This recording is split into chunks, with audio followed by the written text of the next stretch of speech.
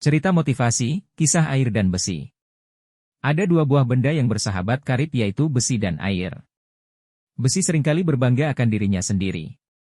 Ia sering menyombong kepada sahabatnya, lihat ini aku kuat dan keras. Aku tidak seperti kamu yang lemah dan lunak. Air hanya diam saja mendengar tingkah sahabatnya.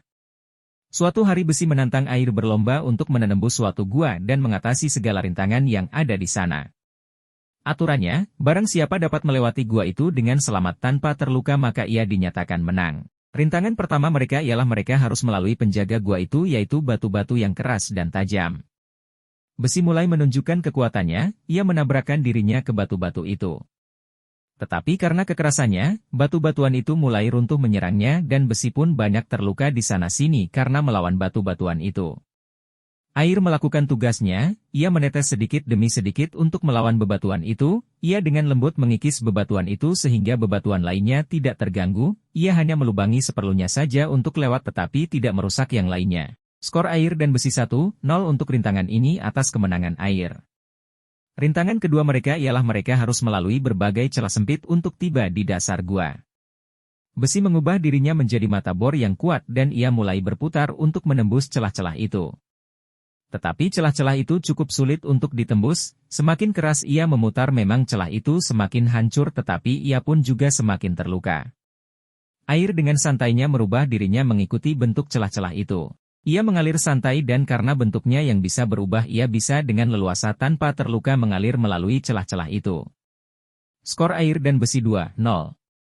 Rintangan ketiga ialah mereka harus dapat melewati suatu lembah dan tiba di luar gua.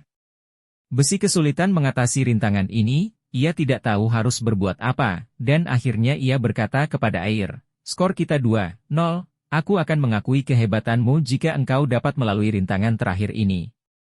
Air pun segera menggenang sebenarnya ia pun kesulitan mengatasi rintangan ini, tetapi kemudian air membiarkan sang matahari membantunya untuk menguap.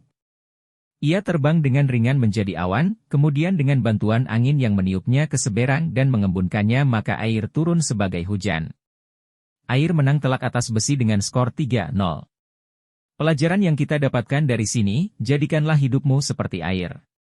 Air dapat memperoleh sesuatu dengan kelembutannya tanpa merusak dan mengacaukan karena dengan sedikit demi sedikit ia bergerak tetapi ia dapat menembus bebatuan yang keras. Ingat, hati seseorang hanya dapat dibuka dengan kelembutan dan kasih, bukan dengan paksaan dan kekerasan.